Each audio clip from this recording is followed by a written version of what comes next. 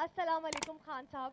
جی آج وعلیکم السلام. ستائیس آج 27 سال ہو گئے ہیں آپ کی جدوجہد کو جو آپ نے اس قوم کے لیے کی ہے. ہماری آنے والی ساری نسلیں آپ کی مشکور رہیں گی. یہ ساری جدوجہد تھی انصاف کے لیے، آئین اور قانون کی بالادستی کے لیے. لیکن خان صاحب ہمارے تو نیوٹرل بھی نیوٹرل نہیں ہیں، تو یہ بھی ایک مسئلہ ہے. اور دوسرا یہ کہ سسٹم کے کچھ ایلیمنٹس خدا بن کے بیٹھ گئے ہیں. جب ہم نے زمان پارک میں 27 گھنٹے شیلنگ کھائی تھی تو ہمیں لگا تھا ہم کشمیر میں آ گئے ہیں.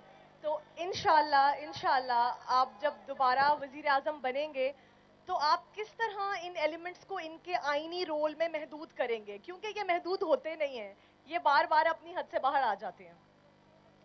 جی زرمینا، دیکھیں، میں واقعی آپ نے 27 سال کی سٹرگل ہے. 27 سال میں کیا کیا ہوا، کس طرح کے مسئلے مسائل ہوئے، کیونکہ کسی پارٹی نے اس طرح کی سٹرگل تو کی نہیں. یہاں تو ملٹری وہ جو ان کی نرسری کے اندر پلنے والے تھے، ذوالفقار علی بھٹو ڈکٹیٹر کے وزیر تھے 8 سال، نواز شریف جنرل جیلانی کے چھتوں کے اوپر سریا لگاتے لگاتے وہ وزیر بن گئے. تو انہوں نے کوئی جدوجہد تو نہیں کی تھی. صرف اس ملک کی تاریخ میں ایک انسان کی جدوجہد ہے جس کو میں مانتا ہوں، اور وہ ہیں قائد اعظم محمد علی جناح، جنہوں نے 40 سال کے بعد اپنے مقصد جو پاکستان تھا اس پہ پہنچے آزادی کے لیے. تو ان کو تو ہم سب پیار کرتے ہیں اور ہیرو مانتے ہیں. تو میری کیا سٹرگل تھی؟ ہم نے کبھی بھی اپنی فوج کے خلاف پالیٹکس نہیں کی. ہم نے ان کی مدد نہیں مانگی. میں یہ آپ کو واضح کر دوں کہ میں نے جو کہتے ہیں نا 2018 کا الیکشن انہوں نے ہمیں جتایا تھا، یہ بالکل جھوٹ ہے. ہم نے ان کی مخالفت نہیں مانگی کبھی بھی، لیکن مدد بھی نہیں مانگی، کیونکہ میں نیوٹرل امپائر لانے والا کیپٹن تھا. میں تو جیتنا چاہتا ہوں، تو میں تو وہ ایک سپورٹس مین ہوں جو کہ فیئر اینڈ سکوائر جیتنا چاہتا ہے، وہ کسی کی مدد سے نہیں جیتنا چاہتا. میں نے کوئی پارٹی کسی کے ساتھ تو نہیں بنائی. میں نے تو کسی ملٹری ڈکٹیٹر کے ساتھ یا کسی کے ساتھ مل کے پارٹی نہیں بنائی. میں نے تو زیرو سے خود پارٹی بنائی تھی، اور اس میں ایک سٹرگل کر کے اوپر پہنچا تھا. لیکن جو 1 سال، یہ میں آپ کو زرمینہ کہنا چاہتا ہوں، جو 1 سال میرا گزرا ہے، یہ میری ساری سٹرگل کا سب سے مشکل سال تھا. کیوں تھا مشکل سال؟ کیونکہ جو ہماری ملک کی اسٹیبلشمنٹ تھی اس نے میرے سے کھلی دشمنی کی. نیوٹرل تو دور کی بات ہے، انہوں نے دشمنی کی میرے سے، جس کی مجھے کبھی سمجھ نہیں آئی. کیونکہ میں تو وہ پاکستانی نہیں جو جس کے پیسے باہر پڑے ہیں، جس کی جو میمو گیٹ میں اپنی فوج کے خلاف ہی کہہ رہا ہے امریکنوں کو کہ ہمیں مدد کر دو، فوج سے بچاؤ.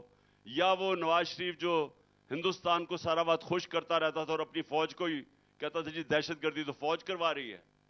میرا تو جینا مرنا پاکستان میں تھا. تو مجھے اتنی حیرت ہوئی کہ وہ جو جن کو ہم چاہتے ہیں، بلکہ ہمارا تو یہ تھا کہ فوج مضبوط ہونی چاہیے کیونکہ ہم ایک آزاد پاکستان چاہتے ہیں. تو مضبوط فوج نہ ہو تو آزاد کیسے ہوگا ملک؟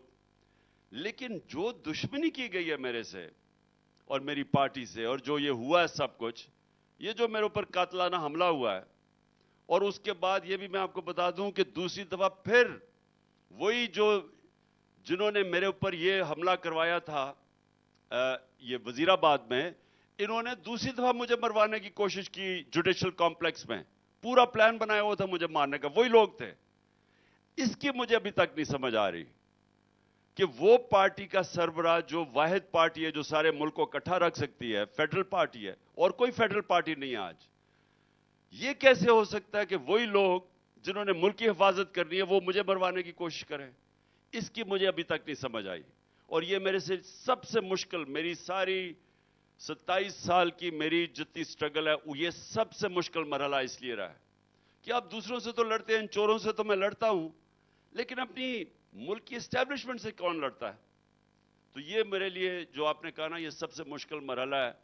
لیکن انشاءاللہ جو مجھے امید ہے کہ آگے جو بھی چاہتا ہے کہ یہ ملک کھڑا ہو کے اپنے پیر پہ کھڑے ہو اور ایک غیرت مند ایک عظیم قوم بنے، وہ سارے لوگ چاہیں گے کہ اس ملک میں قانون کی حکمرانی قائم ہو.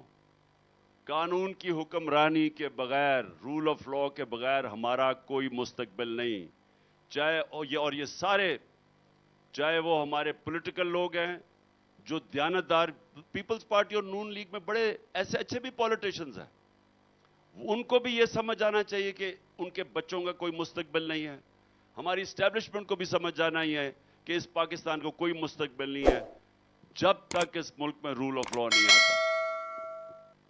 ہے یہ راہ عمل